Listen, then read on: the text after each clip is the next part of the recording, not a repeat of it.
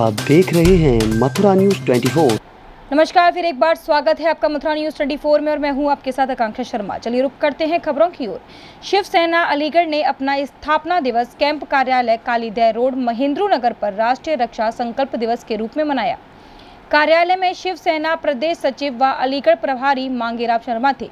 स्थापना दिवस पर शिवसेना पदाधिकारियों ने श्रद्धेय हिंदू हृदय सम्राट के चित्र पर पुष्प अर्जित किए व शहीद सैनिकों की आत्म शांति के लिए हवन किया।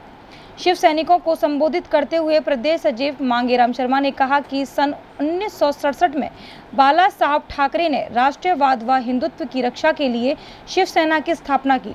जिला प्रमुख विनोद ठाकुर ने कहा कि शिव सैनिकों के रूप में बाला साहब ने वह शेर पैदा किए हैं जो राष्ट्रवाद व हिंदुत्व के लिए जान की बाजी लगा सकते हैं। मांगेराम शर्मा, शिवसेना प्रदेश सचिव। आज शिवसेना ने अपना 54वां स्थापना दिवस मनाया है। सन 1967 में श्रद्धेय बाला साहब ठाकरे ने हिंदुत्व व राष्ट्र हित में शिवसेना की स्थापना की थी, मगर अलीगढ़ शिवसेना ने उसके साथ जो सीमा पर सैनिक शहीद हुए हैं उनकी आत्म शांति के लिए यज्ञ भी किया है और इसे संकल्प दिवस के रूप में रखा गया है, राष्ट्र रक्षा दिवस के रूप में रखा गया है। आज स्थापना दिवस के अवसर पर क्या कार्यक्रम रखा है आपने? आज स्थापना दिवस के रूप में कार्यक्रम ये रखा है कि बहुत सादगी पूर्वक सीमाओं पर झगड़ा चल रहा है, हमारे सैनिक शहीद हुए हैं, इसलिए कार्यक्रम जो है धूमधाम से मनाने के बजाय सादगी से रखा गया है। और आज के दिन श्रद्धेय बाला साहब ठाकरे ने शिवसेना की स्थापना की थी, किस लिए हिंदुत्व की रक्षा हो सके और राष्ट्र हित में समर्पित ये शिवसेना हमेशा रही है। हिंदुत्व की अगर बात की जाए तो बाबरी मस्जिद तोड़ने की भी जिम्मेवारी बाला साहब ने ऊपर ली थी और पाकिस्तान हमेशा से बाला साहब का दुश्मन रहा है, क्योंकि बाला साहब ने पाकिस्तान और हिंदुस्तान क्रिकेट मैच महाराष्ट्र में नहीं होने दिया और पाकिस्तानी गाय को भी शिवसेना ने वहां से भगाने का काम किया। क्या नाम है आपका? मैं मांगेराम शर्मा, प्रदेश सचिव। खैर तहसील के गांव अंडला निवासी मोतीराम पुत्र चमन लाल सीआरपीएफ में एएसआई थे। वर्तमान में उनकी नियुक्ति जम्मू कश्मीर के सोपोर में थी। वे अपनी टीम के साथ गश्त पर थे, तभी आतंकियों से मुठभेड़ हो गई। उन्होंने और उनकी टीम ने आतंकियों से काफी देर तक लोहा लिया। इस दौरान अंडला निवासी मोतीराम शहीद हो गए। मथुरा के एक कर्नल ने जब सुबह परिजनों को सूचना दी, जिसे सुन परिजनों पर पहाड़ टूट पड़ा, जिसके बाद उनका रो रो कर बुरा हाल है। शहीद एएसआई मोतीराम के साथ ही रिटायर्ड फौजी राजपाल सिंह ने बताया कि शुरुआत में मोतीराम पीआरडी में गार्ड बन गए थे। 1990 में उनकी नियुक्ति सीआरपीएफ चंडीगढ़ में हुई थी। वर्तमान में वह जम्मू कश्मीर के सोपोर में बतौर एएसआई तैनात थे। उन्होंने अपने पीछे 3 बेटे व 2 विवाहित पुत्री व पत्नी रामवती को रोता बिलखते छोड़ गए। शहीद मोतीराम 25 जून को घर अंडला आने वाले थे। परिवार के सदस्य उनके आने का इंतजार कर रहे थे, लेकिन उनके आने से 7 दिन पहले ही शहीद होने की सूचना आ गई। इससे खुशियां मातम में बदल गई। नाम इनका मोतीराम है, बहुत ही जो है जाबाज वो थे हमारे, और क्या नाम है कश्मीर में तैनात थे। तो वहाँ आपस में कोई ना कोई आत्मघाती हमला वगैरह हुआ है, उसमें जो शहीद हुए हैं, तो उसी के तहत पूरे हमारे क्षेत्र में शोक की लहर है कि जो हमारे इतने अच्छे वो थे और निश्चित इन्होंने हमारे क्षेत्र का नाम रोशन किया। भारतीय किसान यूनियन भानुगुट के पदाधिकारियों ने एटा चुंगी चौराहे पर बलवान घाटी में शहीद सैनिकों को नम आंखों से कैंडल मार्च निकालते हुए भावपूर्ण श्रद्धांजलि अर्पित की और सरकार से आह्वान किया कि वीर योद्धाओं का बलिदान बेकार न जाए। चाइना को मुंह तोड़ जवाब दिया जाए, जिससे कि चाइना इस तरह की हरकत आगे ना कर सके। और उन्होंने कहा कि चीन की यह कायराना हरकत का सरकार को जल्द से जल्द जवाब देना चाहिए, क्योंकि वीर जवानों की शहादत को बर्बाद नहीं होने दिया जाएगा। भारतीय किसान यूनियन के पदाधिकारियों ने कहा कि हम देश की सेना व सरकार के साथ खड़े हैं। चाइना के बॉर्डर पर जो शहीद हुए, चाइना ने जो कायराना हरकत की, उसके विरोध में हम लोग अखिल भारतीय क्षत्रिय महासभा के बैनर तले चाइना का एक पुतला दहन किया गया है और चाइना के सामान को वाइडर करने का आह्वान किया गया है। जितने भी लोगों से आह्वान किया गया है कि जो भी चाइना के ऐप हैं उन्हें डिलीट करें और चाइना का सामान यदि हम खरीदना बंद कर देंगे तो चाइना की कमर टूट जाएगी। इसी के विरोध में एक उनका लोगों में रोष है और उस रोष के प्रति अखिल भारतीय क्षत्रिय महासभा ने एक पुतला दहन का कार्यक्रम रखा था और वो दहन किया है। और आगे ये कैंडल मार्च वगैरह भारतीय किसान यूनियन भानु के बैनर तले अब हमारे जो देश के शहीद हैं उन्हें श्रद्धांजलि देने के लिए अभी कैंडल मार्च का आयोजन यहाँ पर किया जाएगा और जो 20 शहीद हैं, अमर शहीद हैं, उनको श्रद्धांजलि अर्पित की जाएगी। किस तरह के शहरवासियों से हम लोग अपील कर रहे हैं कि चाइना का कोई भी सामान, किसी भी तरीके का सामान न खरीदें। यदि हम लोग उस पर अंकुश लगा देंगे तो चाइना की कमर टूट जाएगी और चाइना को हार माननी पड़ेगी और भारत के सामने नतमस्तक होना पड़ेगा। आपका परिचय क्या है? मेरा नाम डॉक्टर शैलेंद्रपाल सिंह है। मैं जिलाध्यक्ष अखिल भारतीय क्षत्रिय महासभा और प्रदेश महासचिव भारतीय किसान यूनियन भानु।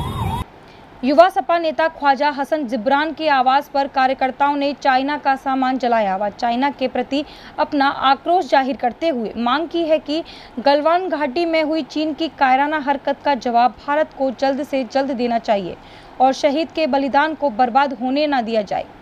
चीन लगातार भारत में घुसपैठ कर रहा है, जिसके बाद देश के सैनिकों पर खतरा मंडरा रहा है, जिसका जवाब मौजूदा सरकार को जल्द से जल्द देना चाहिए। और उन्होंने कहा कि आज से चीनी सामान का बहिष्कार करते हुए और देश में चीन से आने वाली किसी भी चीज़ का प्रयोग नहीं करेंगे। वहीं उन्होंने चीनी राष्ट्रपति का पुतला दहन करते हुए अपना आक्रोश जाहिर किया। ये हमने चाइना का विरोध करा है। चाइना ने जो इस वक्त इस महामारी के टाइम पे जो हरकत करी है, भारत की सीमा में घुस करके भारत के जवानों को शहीद करने की जो गंदी हरकत चाइना ने करी है, हमने इसके विरोध में चाइना का सामान जलाया है। और ये सामान जलाने का मकसद इसमें हमारा ये है कि लोगों तक एक मैसेज पहुंचाना, सरकार तक एक मैसेज पहुंचाना और चाइना तक एक मैसेज पहुंचाना कि आपका सबसे बड़ा मार्केट इस वक्त हिंदुस्तान है। हिंदुस्तान में 125 करोड़ की आबादी है, जहाँ पर कि चाइना का अनगिनत सामान बिक रहे हैं। और ये मैसेज हम अपनी जनता को भी देना चाहते हैं। ये सामान जलाने का सिर्फ़ और सिर्फ इतना ही मकसद है कि ये मैसेज जनता को भी जाए कि आप लोग चाइना का सामान ना यूज़ करें। और साथ ही साथ में सरकार को भी ये मैसेज देना चाहते हैं कि सरकार को ये चीज़ समझ में आए कि हम ही लोग इनको सबसे ज़्यादा पैसा दे रहे हैं, भारत इनको सबसे ज़्यादा पैसा दे रहा है, जिसके ज़रिए ये हम पे आज हमला कर सकते हैं। तो इनके सामान को अगर हम यहाँ पर हिंदुस्तान में बैन करा जाए तो उससे इनकी कमर टूटेगी और ये दोबारा कभी ऐसा हमला करने की ना सोचेंगे। और ये चाइना को भी समझ में आना चाहिए कि आप जिससे कमा रहे हो उसी पे हमला कर रहे हो। और इसमें हमारे साथ हैं आज शाहिद मलिक साहब हैं, पार्षद मिंटू भाई हैं और शहजाद अलवी साहब हैं, ठाकुर गोविंदर सिंह जी हैं, सलीम राजा हैं और मुकेश सूर्यवंशी हैं। अलीगढ़ के एसएसपी कार्यालय पर आज एक महिला ने अपने साथ हुए दुष्कर्म के मामले में आरोपी की गिरफ्तारी ना होने पर आत्मदाह की नीयत से अपने ऊपर मिट्टी का तेल डाल लिया। जैसे ही वहां मौजूद पुलिसकर्मियों ने उसको देखा तो तत्काल उसके ऊपर पानी डाला। महिला अपने ऊपर मिट्टी के तेल की वजह से जलन मचने का हल्ला मचाती रही। महिला का रो रो कर कहना था कि किसी व्यक्ति ने उसके साथ दुष्कर्म किया है। वहीं उसके खिलाफ पुलिस में शिकायत दर्ज कराई, लेकिन पुलिस ने गिरफ्तार नहीं किया है। उधर पुलिस ने मामले में आरोपी की गिरफ्तारी की बात कही है। दरअसल अलीगढ़ की थाना क्षेत्र की रहने वाली पीड़िता ने जनवरी माह में अपने पड़ोसी कमाल पर दुष्कर्म का मामला दर्ज कराया था। महिला लगातार पुलिस के चक्कर लगा रही थी कि कमाल की गिरफ्तारी हो, लेकिन काफ़ी समय बीत जाने के बाद भी आरोपी कमाल की गिरफ्तारी न होने के कारण आज पीड़ित महिला ने एसएसपी कार्यालय पर अपने ऊपर मिट्टी का तेल डाल लिया। उसकी हरकत पुलिसकर्मियों ने देखी तो उसको रोका। महिला तब तक अपने ऊपर तेल डाल चुकी थी। महिला अपने शरीर पर जलन होने को लेकर चीख रही थी। पुलिसकर्मियों ने उसके ऊपर पानी डाला और उसके बाद उस महिला को थाने भेज दिया गया। महिला कह रही थी कि जो आरोपी है उसकी गिरफ्तारी नहीं हो पा रही, उसने मेरे साथ दुष्कर्म किया है। इस पूरे मामले पर एसपी का कहना है कि महिला ने जो मामला दर्ज कराया था उसमें पुलिस दबिश डाल रही है और जल्दी ही उसकी गिरफ्तारी हो जाएगी, क्योंकि लॉकडाउन हो गया था, बीच में काम प्रभावित हुए हैं। आरोपी की गिरफ्तारी कर ली जाएगी। क्यों डाली थी? क्यों डाली थी?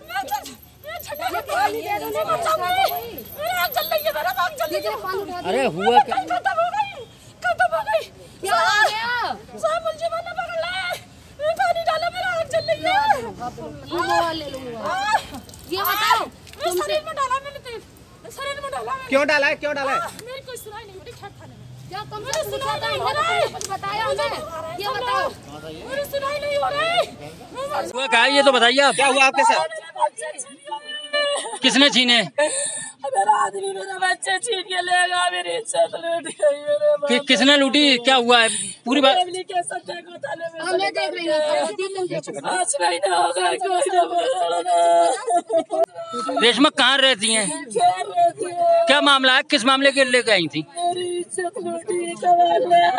किसने? कौन? कमाल कौन है? मास्टर। कहाँ पे रहता है? मुकदमा दर्ज है आपका पहले से? 5 महीने हो गए, कोई पकड़ नहीं रहा, कोई सुनाई नहीं हो रही। क्या तेल डाल के आए थे आज आप? आपने क्या? ये एक महिला आज सुबह एसएसपी कार्यालय में मिट्टी का तेल बता रही थी कि इसमें मिट्टी का तेल छिड़का हुआ है। ये यहाँ पर आई थी। इसके द्वारा कहना था कि खैर थाने में इसके द्वारा एक मुकदमा पंजीकृत कराया गया था 376 बलात्कार का। उसमें अभी तक पुलिस द्वारा कोई कार्रवाई नहीं की गई, जबकि उसमें मेरे द्वारा पता किया उसमें सारे सब कुछ हो चुका है। इसके बयान भी हो चुके हैं, कोर्ट में बयान भी हो चुके हैं। वो जो अपराधी है वो इसमें वांछित है, वो अभी फरार है। उसमें लगातार हम लोग दबिश दे रहे हैं और उसको जल्दी ही पकड़ लेंगे। इसको भी आज हमने यही बताया है और अभी हमने इसमें इसको भी बैठा रखा है, थोड़ा शांत कर दिया गया है। तो बाकी आगे कार्रवाई कर दी जाए, इसलिए वो दे दिया गया। पाकिस्तानी टिड्डी दल का आतंक एक बार फिर झांसी में बढ़ गया है। टिड्डी दल झांसी के मऊरानीपुर में पहुंच गया, जिसे देखते हुए प्रशासन व किसानों की चिंताएं बढ़ गई। तो वहीं इस टिड्डी दल को भगाने का प्रयास भी शुरू कर दिया गया है। शुक्रवार को झांसी से चलकर टिड्डी दल मऊरानीपुर पहुंच गया। टिड्डी दल को आसमान में उड़ते देख किसान घबरा गए। जिसकी जानकारी प्रशासन को हुई तो वह चिंतित हो गया। तहसील प्रशासन ने आनन फानन में टिड्डियों को भगाने के लिए लेखपाल व तहसील प्रशासन के समस्त कर्मचारियों को लगाया। उन्होंने टिड्डी दल को डीजे, शोरगुल, थाली, ढोल, नगाड़े बजाकर भगाने का कार्य शुरू कर दिया। वहीं किसानों की टिड्डी दल को देखते ही चिंताएं बढ़ गईं। किसानों ने भी टिड्डियों को भगाने के लिए धुआं व थालियों के शोर का प्रयोग किया। किसानों ने बताया है कि जिस पेड़ या जिस फसल पर टिड्डियां बैठ जाती हैं, वह फसल पूरी तरह से नष्ट हो रही है। ऐसे में उन्हें अपनी फसल को टिड्डियों से बचाना मुश्किल नजर आ रहा है। ये मेरे पास सुबह से सूचना मिल रही थी कि टिड्डी दल यहाँ पर मऊरानीपुर में आ रहे हैं। तो हम लोगों ने अपनी टीम को एक्टिवेट कर रखा है। तो पहले रानीपुर में आए हैं, रानीपुर के बाद मऊरानीपुर में आए हैं। मऊरानीपुर में हम लोगों ने उसका डीजे वगैरह, ढोल वगैरह बजा के उसको भगाने की कोशिश की है और अपनी गाड़ी से भी सायराना बजवाया है। तो अपनी पूरी टीम एक्टिवेट है इस समय हमारी, और हमारी उनसे भी बात हुई है, जो इसके अधिकारी हैं डिम्पल जी वगैरह से, इनसे भी बात हुई है। तो इनकी भी टीम एक्टिवेट है। तो हम लोग किसानों को किस तरीके से जागृत किया गया है? किसानों को हम लोगों ने जगह जगह पे अपने लेखपालों को, और हम और एसडीएम साहब खुद जाके उनको सबको समझाया है। डीजे की व्यवस्था कर रखी है, ढोल नगारों की व्यवस्था करा रखी है। जैसे टिड्डी दल आएँ तो वैसे ही अपना बजाना शुरू कर दें, इससे टिड्डी दल किसी स्थान पर ठहर ना पाएँ। और इसमें जो है फसल, ये टिड्डी फसल का पूरा नुकसान कर देती है। जिस खेत में बैठ जाती है उसका एक भी पत्ता नहीं बचने देती है फसल में। इससे किसानों को भारी क्षति है। और दूसरी समस्या ये है कि जिस पेड़ पौधे पर ये बैठ जाएगी उसका एक भी पत्ता नहीं रहने देगी। इससे हवा भी दूषित होती है, पर्यावरण पर काफ़ी नुकसान होता है। अच्छा ये बताइए, अब इससे बचाव के लिए आप लोगों ने क्या तरीका निकाला? बचाव हमारे किसान लोगों के पास इसके बचाव का कोई तरीका नहीं है। सिर्फ केवल मात्र धुआं करने का साधन है हम लोगों के पास, वो कर सकता है किसान, और दूसरा कोई साधन नहीं है हम लोगों को। देशभक्ति किसी हद और उम्र की मोहताज नहीं होती। इसका जीता जागता उदाहरण आज देखने को मिला। जब बेतहाशा भाग रहे बच्चों को पुलिस ने रोका तो बच्चों ने बताया कि वह चीन से लड़ने जा रहे हैं। चीन ने हमारे सिपाहियों को मार गिराया है, हम इसका बदला लेंगे। आखिरकार पुलिस कर्मचारियों के समझाने पर बच्चे घर वापस जाने के लिए तैयार हुए। इन बच्चों के पास ना कोई हथियार था, ना कोई सामान, लेकिन इनका हौसला और देशभक्ति सभी को कायल कर रहा था। आपको बता दें कि ये बच्चे अलीगढ़ के गभाना क्षेत्र के गांव अमृतपुर के रहने वाले हैं और इन बच्चों ने चीन का कायराना हरकत का जवाब देने के लिए सड़क पर निकल गए। आइए जानते हैं इन बच्चों से। क्या कर दिया चीन ने? हमारे सिपाही को मार दिया। इसलिए सिपाही को मार दिया है? जवानों को मार दिया। तो इसलिए तुम लड़ने जा रहे हो? कितने लोग हो? 10। लड़ोगे तुम? चीन की मक्कारी आज पूरे विश्व में उजागर हो चुकी है। भारत के साथ साथ वह ताइवान पर भी अपना कब्जा करना चाहता है और आए दिन मक्कारियों से भरी चालबाजी भारत की सीमा पर करता रहता है। भारत का प्रत्येक नागरिक इस युद्ध में सरकार व सेना के साथ है। सरकार व सेना का मनोबल बढ़ा रहे और चीन की कमर टूटे, ऐसे संकल्प को लेकर बजरंग दल ने विशेष अभियान चलाया। इसी के चलते 1100 परिवारों को चाइनीज सामान के बहिष्कार का संकल्प दिलाया। इस अभियान का प्रमुख विश्व हिंदू परिषद के महानगर सत्संग प्रमुख अमित भारद्वाज को बनाया गया। बजरंग दल महानगर संयोजक गौरव शर्मा ने कहा कि पूरे विश्व में कोरोना वायरस फैलाकर चीन ने जो मक्कारी का काम किया है, उसकी जितनी निंदा की जाए वह कम है। यहाँ विश्व हिंदू परिषद बजरंग दल महानगर की महानगर स्तर की टोली इकट्ठी हुई है और हम लोग संपूर्ण जनपद में एक अभियान चलाएंगे, जिस अभियान में हम लगभग 11,000 परिवारों से जाकर संपर्क करेंगे और परिवारों से जाकर आह्वान करेंगे कि चीन से निर्मित होने वाले सभी प्रकार के सामानों का पूर्ण रूप से अपने जीवन में बहिष्कार करें। और बहिष्कार करने का उद्देश्य सीधा है, जिस प्रकार भारत तिब्बत सीमा पर चीन आए दिन कोई ना कोई षड्यंत्र रचता रहता है। अभी उसके षड्यंत्र के तहत हमारे 20 जवानों की हत्या हो गई, मैं कहूँगा दुर्भाग्य गलत बोल गया, बलिदान हो गए।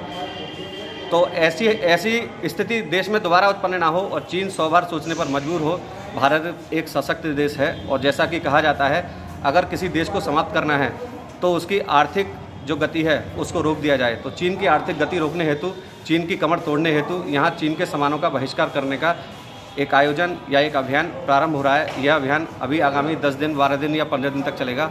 11,000 परिवारों में जाके बजरंग दल के कार्यकर्ता इस अभियान को जाकर समाज को, सभी प्रकार के वर्गों को ये संकल्प दिलाएंगे कि चीन के उत्पादों का बहिष्कार करेंगे। जगन्नाथ घाट स्थित जगन्नाथ मंदिर में रथ यात्रा महोत्सव कोरोना महामारी के चलते नहीं मनाया जाएगा। मंदिर प्रांगण में ही रथ में भगवान जगन्नाथ, बलभद्र और सुभद्रा को विराजमान किया जाएगा। 23 जून को रथ यात्रा महोत्सव के कार्यक्रम में अंतर्गत प्रातःकाल पट खोले जाएंगे और सायंकाल 56 भोग का आयोजन किया जाएगा। पूर्णिमा से भगवान जगन्नाथ विश्राम में जाने के बाद उन्हें काढ़ा, जड़ी बूटियों व मेवा का भोग लगाया जाता है। साथ ही मंदिर में भजन, कीर्तन, भागवत कथा आदि सुनाया जा रहा है। इस बारे में बताते हुए जगन्नाथ मंदिर के महंत ज्ञान प्रकाश महाराज ने बताया कि जगन्नाथ भगवान 5 तारीख पूर्णिमा के दिन स्नान यात्रा कहते हैं। जब स्नान करने के बाद भगवान गणेश रूप धारण करके विश्राम गृह में चले जाते हैं।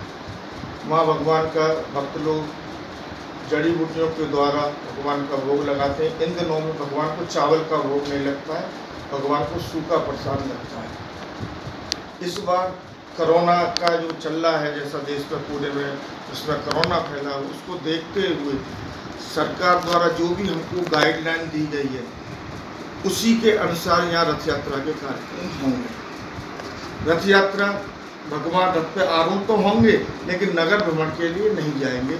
मंदिर के प्रांगण में जो भगवान के भक्त लोग हैं, वही मंदिर के प्रांगण में घुमाएंगे, यही उनका रथ यात्रा उत्सव बनाएगा। अब की बार 284 वर्ष के बाद में जगन्नाथ भगवान नगर भ्रमण के लिए नहीं जाएंगे, ना यहाँ पर जाएंगे, ना जगन्नाथपुरी में जाएंगे। वर्तमान समय में आज इस समय भगवान को हम भागवत सुना रहे हैं।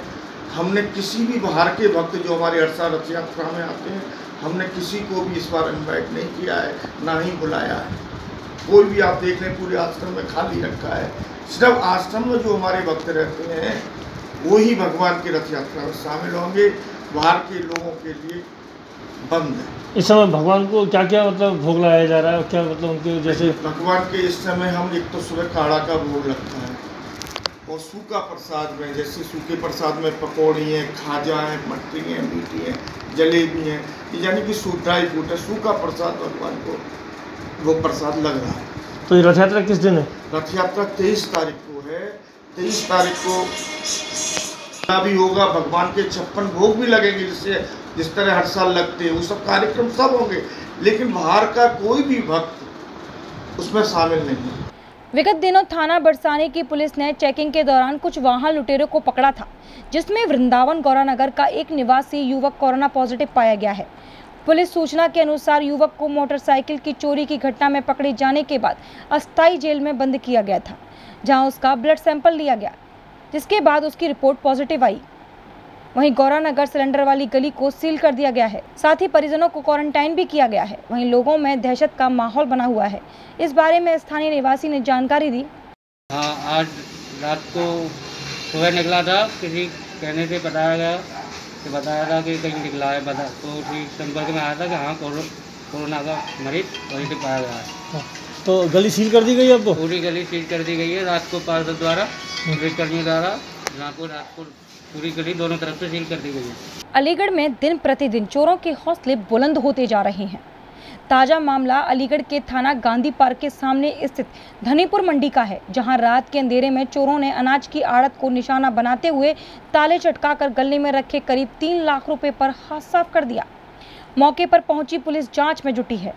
दरअसल थाना गांधी पार्क इलाके के धनीपुर अनाज मंडी के अंदर विशाल कुमार के नाम से एक आड़त है, जिसके स्वामी केशव अग्रवाल ने जानकारी देते हुए बताया, हर रोज की तरह आड़त को बंद करके वह अपने घर चले गए थे।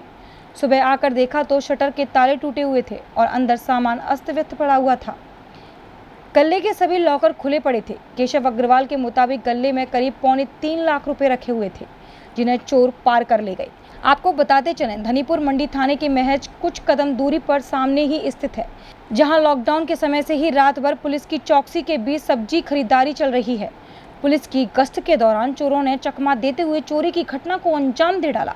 फिलहाल घटना की सूचना पर पहुंची पुलिस मामले की जांच पड़ताल कर चोरों की तलाश में जुटी है। रात को जहाँ पे तिजोरी भी तोड़ी है हमारी, अंदर से उसके आ गए, एक शटर उठाए करके अंदर उसके हैं, तिजोरी तोड़ी है और जो दूसरे लॉकर भी खोला है। सब रुपये वगैरह 3 लाख रुपये के रुपये थे, वो सब ले गए। हमारी टूटी पड़ी है। पुलिस को सूचना दी आपने? पुलिस को सूचना, पुलिस वाले आगे नहीं मारने कर गए। मैं सब सेक्रेटरी साहब से मैं 3-4 दिन कह चुका हूँ कि सब्जी मंडी को यहाँ से हटवाया जाए, फिर जहाँ पर भीड़ लगी रहती है कुछ पता नहीं चलता है। सब्जी मंडी यहाँ से नहीं हट सकती, आप कितनी कोशिश कर लें। लगभग कितनी नकदी लगे होंगे? कितना कैश लगे होंगे? करीब 3 लाख रुपए लगे। अभी तक के लिए सिर्फ इतना ही। मुझे दीजिए इजाजत। फिर मिलेंगे नई खबरों के साथ। नमस्कार।